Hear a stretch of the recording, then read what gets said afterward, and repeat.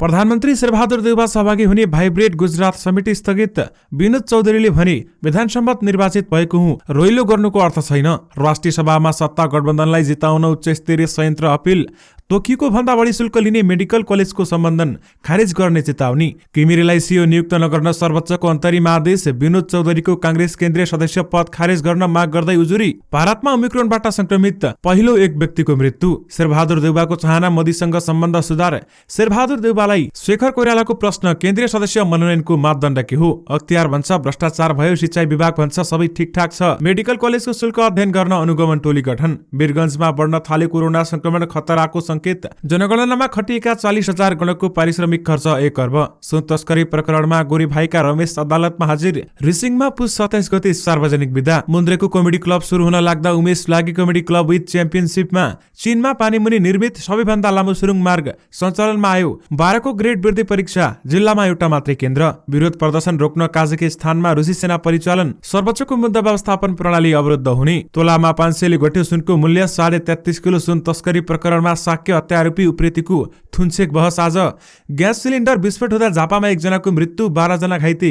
प्रधानमन्त्री शेरबहादुर देउवा आइतबार भारत भ्रमणमा जाने।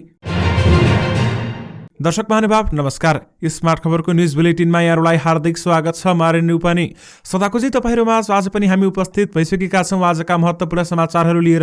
हामीलाई अन्तिमसम्म हेर्नुहोला अनि हाम्रो मेहनतका लागि यो भिडियोमा एउटा लाइक अवश्य गर्नुहोला। दर्शक महानुभाव पल पलको न्यूज अपडेटका लागि हाम्रो च्यानललाई सब्स्क्राइब गरी नजिकै आउने बेल आइकनलाई क्लिक गर्नुहोला। कहाँबाट हेर्दै हुनुहुन्छ अनि के कस्तो लाग्दैछ आफ्ना कुराहरू तलको कमेन्ट बक्समा कमेन्ट गर्नुहोला। दैनिक रूपमा हेर्नुहुन्छ भने रेगुलर भनेर लेख्नुहोला, आज पहिलो चोटि हो भने फर्स्ट टाइम भनेर लेखिदिनुहोला। दर्शक महानुभाव देशभित्रबाट हामीलाई हेरिरहनु भएको छ भने आफ्नो गाउँ ठाउँ सहर अनि जिल्लाको नाम लेखिदिनुहोला। विदेशबाट हामीलाई हेरिरहनु भएको छ भने कुन देशबाट हेर्नु भएको छ त्यो कुरा पनि तलको कमेन्ट बक्समा कमेन्ट गर्नुहोला। आउनुहोस् दर्शक महानुभाव आजका मुख्य समाचार सुरु गरौं। प्रधानमन्त्री शेरबहादुर देउवा आइतबार भारत भ्रमणमा जाने प्रसंगबाट।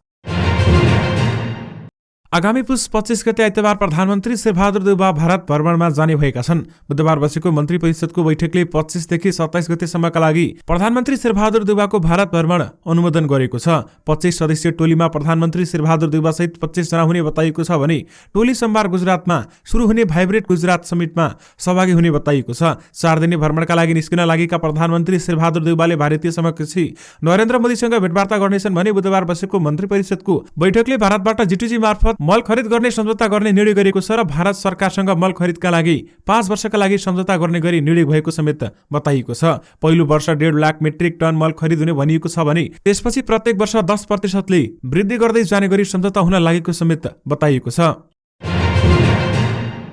33.5 किलो सुन तस्करी र उर्लाबारीका सनम शाक्य हत्या प्रकरणमा फरार अभियुक्त उमेश उप्रेतीको थुनछेक बहस आज हुँदैछ। सुन तस्करी प्रकरणमा मुख्य आरोपी चुडामणी उप्रेती गोरेका भाइ 38 वर्षीय रमेश हिजो ढिलो गरी मात्रै जिल्ला अदालत मुरङमा हाजिर भएका थिए भने उप्रेतीको आज मात्रै थुनछेक बहस हुने जिल्ला अदालत मुरङका रिश्तेदार टिकेन्द्र बिरजङ राणाले जानकारी दिनुभएको छ। युएई बस्दै आएका उप्रेती मंगलबार नेपाल आउँदा त्रिभुवन विमानस्थलमा पक्राउ परेका थिए भने प्रहरीले उनलाई बुधबार दिउँसो विराटनगर पुर्याएको थियो। गत 27 मङ्सिरमा मुख्य आरोपी मध्येका एक एमके मामा भनिने मोहन कुमार अग्रवाल पनि जिल्ला अदालत मुरङबाट सुटुक्क हाजिर भएका थिए भने थुनछेक बहसपछि उनी 3 लाख दरौटी बजाएर छुटेका थिए। सरकारले तोके भन्दा बढी शुल्क लिने मेडिकल कलेजहरूलाई सम्बन्धन खारेज गर्ने चेतावनी दिएको छ। चिकित्सा शिक्षा आयोगबाट निर्धारित बढी शुल्क लिएको गुनासो आएको भन्दै मन्त्रालयले पटक पटकको निर्देशन अवज्ञा गर्दै मेडिकल कलेजहरूको सम्बन्धन खारेज गर्ने चेतावनी दिएको हो। बुधबार शिक्षा मन्त्रालयका प्रवक्ता दीपक शर्माद्वारा जारी विज्ञप्तिमा भनिएको छ, दिएको निर्देशनलाई व्यवस्था गरी गैर कानुनी रूपमा विद्यार्थीबाट बढी शुल्क असुल गरिएमा राष्ट्रिय चिकित्सा शिक्षा ऐन 2075 को दफा 14 बमोजिम कारबाही हुने बेहोरा सूचित गरिन्छ। राष्ट्रिय चिकित्सा शिक्षा ऐन 2075 को दफा 14 मा निर्धारित बढी शुल्क लिएमा सम्बन्धको खारेज गर्ने उल्लेख गरिएको छ भने विगतमा शिक्षा र गृह मन्त्रालयले समेत निर्धारित शुल्क भन्दा बढी रकम नलिने र लिएको पाइए प्रचलित कानून बमोजिम कारबाही गर्ने भन्दै सम्बन्धित विश्वविद्यालयहरूलाई निर्देशन दिइसकेको शिक्षा विज्ञान तथा प्रविधि मन्त्री देवेन्द्र पौडेलले जानकारी दिएका छन्। चिकित्सा शिक्षाको एमबीबीएस लगायतका शैक्षिक कार्यक्रमहरूका लागि लिइने शुल्क राष्ट्रिय चिकित्सा शिक्षा ऐन 2075 को दफा 18 मा उल्लेख गरिएको छ। मुन्द्रेको कमेडी क्लबलाई नयाँ स्वरूपमा दर्शक माझ ल्याउने तयारीमा छन् हास्य कलाकार जितु नेपाल। यो सो कुन टेलिभिजनबाट प्रसारण हुने भन्ने विषयमा उनी अन्तिम छलफलमा रहेका छन्। टेलिभिजनले युट्युब राइट समेत आफै राख्न खोजेपछि जितुलाई केही समस्या भएको बताइएको छ र यो सोलाई दिनेश ढेसीले निर्देशन पनि दिने पक्का भइसकेको छ। यही सोबाट चर्चामा आएका थिए कलाकार उमेश राई। सोमा फुलेन्देको आमाको भूमिका देखाएर चर्चामा आएका उमेश राई अहिले डान्स च्याम्पियनशिप नामक रियालिटी सोको पनि होस्ट रहेका छन्। तर यो सोले दर्शकको अपेक्षाकृत साथ भने पाएको छैन। यसैबीच उमेश अब नयाँ comedy show comedy club with च्याम्पियन्समा काम गर्दैछन्। यो सोमा काम गर्ने तयारीमा रहेका उमेशलाई मुन्द्रेको कमेडी क्लबमा नयाँ स्वरूपमा आउन लागेको विषयमा केही पनि जानकारी भने छैन। उनले सञ्चारकर्मीहरूसँग भनेका छन्, मलाई अहिलेसम्म यो विषयमा कुनै पनि खबर आएको छैन। खबर आएको त राम्रो हो नि। उमेशले आफूले कहिले पनि मुन्द्रेको कमेडी क्लबलाई बाई बाई नगर्ने बताएका छन् र उनले आफ्नो कारणले सो बन्द भएको कुरालाई पनि अस्वीकार गरेका छन्। डान्स च्याम्पियनशिपमा अपेक्षाकृत नतिजा नपाएको विषयमा उमेशले भनेका छन्, मैले आफ्नो 100% नै दिइरहेको छु, अरू मलाई थाहा भएन भन्दै उहाँले बताउनु भएको छ। कार्तिक अन्तिम साता सुरु भएर मङ्सिर पहिलो साता सम्पन्न जनगणनामा खटिएका गणकको पारिश्रमिक तलबमा 1 अर्ब 1 करोड 76 लाख रुपियाँ खर्च भएको बताइएको छ। अर्थ मन्त्रालयका अनुसार राष्ट्रिय योजना आयोग मार्फत यो रकम खर्च गरिएको छ भने जनगणनामा देशभर करिब 40,000 गणक खटिएका थिए। केन्द्रीय तथ्याङ्क विभागले जनगणनाको पूरै चक्र सम्पन्न हुने बेलासम्म करिब 5 अर्ब रुपियाँ खर्च हुने अनुमान गरेको थियो। त्यसमध्ये एकसाथ ठूलो खर्च अंश जनगणनामा खटिने गणकको पारिश्रमिकमा थियो। विभागले 3 महिनाभित्र प्रारम्भिक नतिजा ल्याउने र 2 वर्षभित्रै पुरानै तथ्याङ्क प्रकाशनको काम सकाउने गरी अहिले काम गरिरहेको बताइएको छ। गत महिना श्रीमान र छोरासहित पोखरा बागलुङ स्थित क्षेत्रको भ्रमण गरेर फर्किकी वीरगञ्जकी 32 वर्षीय महिलालाई रुगाखोकी र ज्वरो आएको थियो भने नेशनल मेडिकल कलेजमा उपचार गराउँदा ठिक नभएपछि नारायणी अस्पतालमा डाक्टर उदय नारायण सिंहकोमा पुगेका थिए। पुस 11 गते पीसीआर परीक्षण गर्दा कोरोना संक्रमण पुष्टि भएको थियो। उनले कोरोना भाइरस विरुद्धको खोप लगाएकी थिएनन्। उपचारपछि उनको अवस्था सामान्य रहेको थियो। त्यसैगरी पुस 13 गते 14 गते 16 गते अनि 19 गतेमा पनि 3 जनामा कोरोना संक्रमण पुष्टि भएको थियो। उनीहरूले दुवै मात्रा कोरोना खोप भने लगाइसकेको बताइएको थियो। अहिले फेरि वीरगञ्जमा कोरोना संक्रमण फैलिन थालेको छ।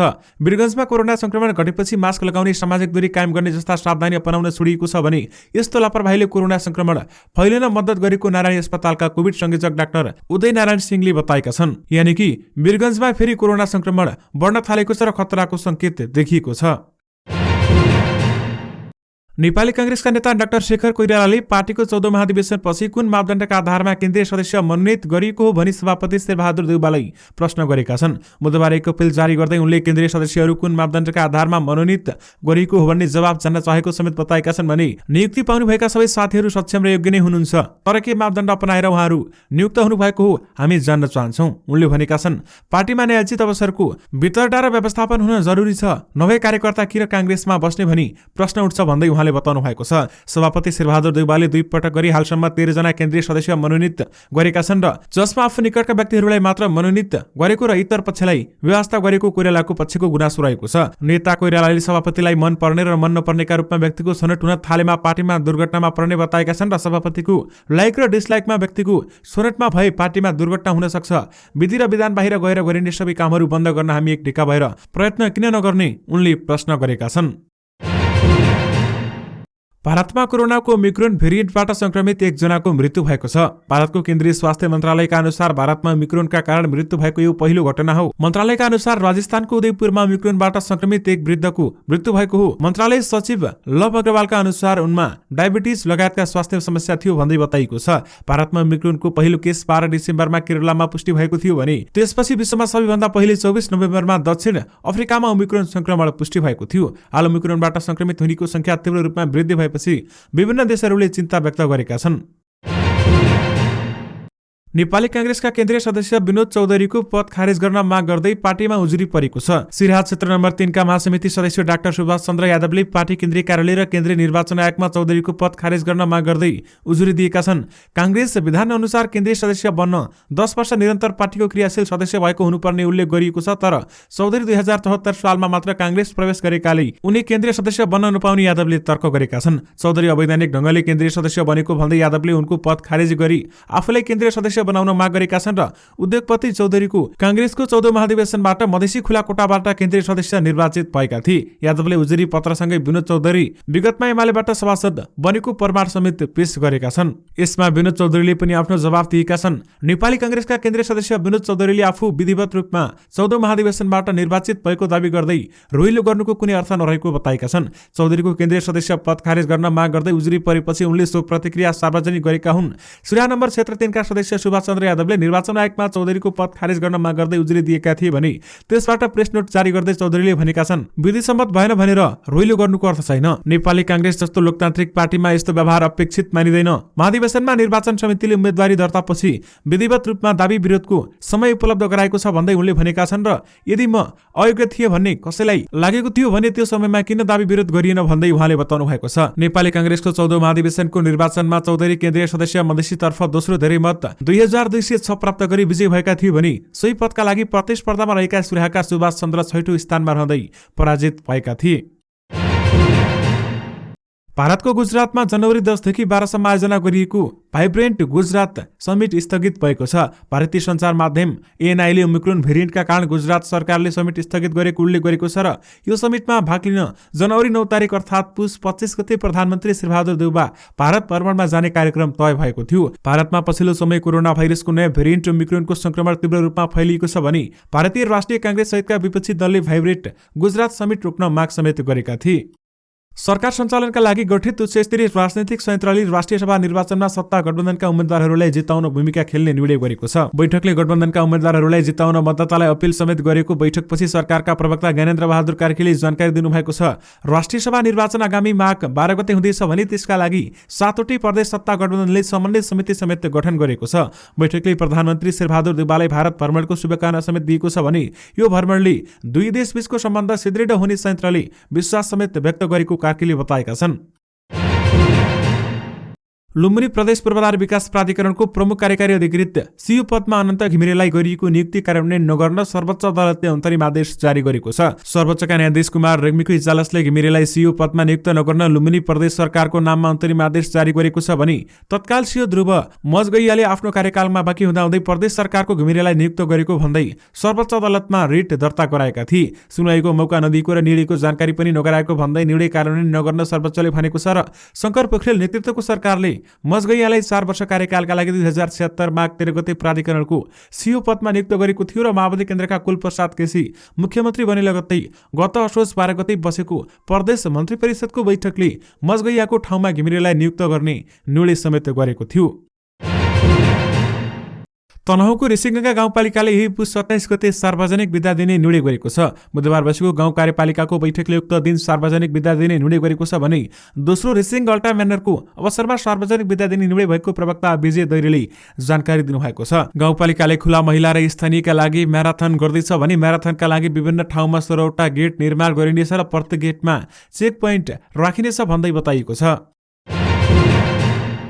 झण्डै 4 वर्ष लगाएर पानीमुनि बनाइएको चीनको सबैभन्दा लामो सुरुङ मार्ग सञ्चालनमा आएको छ। पूर्वी प्रान्त जियाङसुङ स्थित ताइहु तालमुनि बनाइएको सुरुङ मार्ग सञ्चालनमा आएको हो। 10.69 किलोमिटर लामो उक्त सुरुङ मार्ग चीनकै लामो सुरुङ मार्ग समेत रहेको छ भने सन् 2018 को जनवरी 9 देखि निर्माण थालिएको सो सुरुङ मार्ग सम्पन्न भए लगत्तै सवारी साधनका लागि खुला गरिएको सीएनएनले जनाएको छ। सडक मार्गको रूपमा प्रयोग गरिने ताइहु सुरुङ मार्ग बनाउन 1 अर्ब 56 करोड अमेरिकी डलर लागेको थियो भने यो सुरुङ मार्ग गत डिसेम्बर 30 देखि सञ्चालनमा आएको चाङजौ बुक्सी सडक मार्गको एक खण्डको रूपमा रहेको छ भने सुरुङ मार्ग परिक्रमा सांघाई र नानजिङ बीच हुने यात्रा सहज हुने समाचारमा उल्लेख गरिएको छ।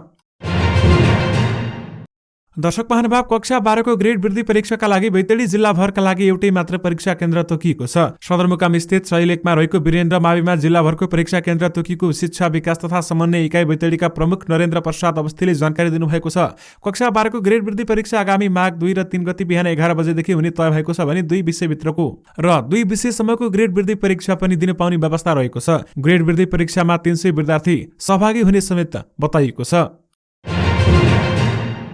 कजाकिस्तानमा सरकारी विरोधी प्रदर्शन बढ्दै गएपछि रुसी सेना परिचालन गरिएको छ। कजाक राष्ट्रपति कासिम जोमाट तोकायेवेको आग्रहमा रुसी सैनिक परिचालन गरिएको छ भने कजाक राष्ट्रपति तोकायेवेले देशको अवस्था बिग्रिँदै गएपछि सामूहिक सुरक्षा सम्बन्धी सीएसटीओसँग सहयोग मागेका थिए भने सीओ सहित रुस सहित पूर्व सोभियत संघका 6 देशको एउटा सैन्य गठन समेत भएको बताइएको छ।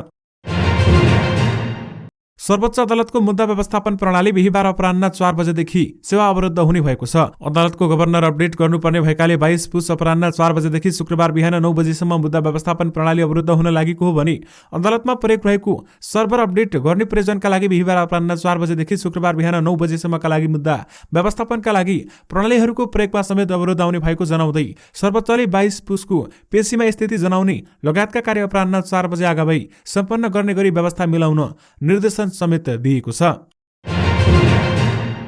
नेपाली बजारमा सुन चाँदीको मूल्य घटेको छ। बुधबार प्रति तोला 92,800 रुपियाँमा कारोबार भएको छापावाला सुनको मूल्य आज भने 500 रुपियाँले घटेर 92,300 रुपियाँमा कारोबार भइरहेको नेपाल सुन चाँदी व्यवसायी महासंघले जनाएको छ। त्यसैगरी तेजाबी सुनको मूल्य प्रति तोला 91,800 रुपियाँमा कारोबार भइरहेको छ। चाँदीको मूल्य पनि आज 25 रुपियाँले घटेर 1,235 रुपियाँमा कारोबार भइरहेको महासंघले जनाएको छ। दर्शक महानुभाव, घरमा आगलागी भई ग्यास सिलिन्डर विस्फोट हुँदा झापामा एकजनाको मृत्यु भएको छ। विस्फोटमा परि 12 जना घाइते भएका छन् भने मेचीनगर नगरपालिका 7 पिपल चोकी स्थित केशव पाठकको टिनको सानो र चित्राको बोरा लगाएको एक तले घरमा बुधबार राति 9:20 आगलागी भएको इलाका प्रहरी कार्यालय काँकडभिट्टाका डीएसपी सुनिल दाहालले जानकारी दिनुभएको छ। उक्त घरमा रामेछाप जिल्ला घर भई हाल मेचीनगरमा भाडामा बस्दै आएको कुमार पाण्डे भाडामा बस्दै आएका थिए र आगलागी भएपछि स्थानीयवासी आगो निभाउन पुगेका थिए। सोही क्रममा कोठाभित्र रहेको ग्यास सिलिन्डर विस्फोट हुँदा मेचीनगर 8 निवासी 45 वर्षीय शारद राजवंशीको मृत्यु भएको डीएसपी दाहालले जानकारी दिनुभएको छ भने उपचारका लागि एन्जल मेडिकल धुलाबारीमा पुर्याए लगत्तै मृत्यु भएको थियो। त्यस्तै गरी विस्फोटमा परि थप 12 जना घाइते भएको समेत बताइएको छ। दर्शक महानुभाव, यो सँगै तपाईहरुमा आजका सबै मुख्य समाचारहरू राखिसकेका छौं। फेरि पनि तपाईहरुमा नयाँ रिपोर्टहरूको साथमा उपस्थित हुने नै छौं। अहिलेलाई भने मलाई बिदा दिनुस्। नमस्कार।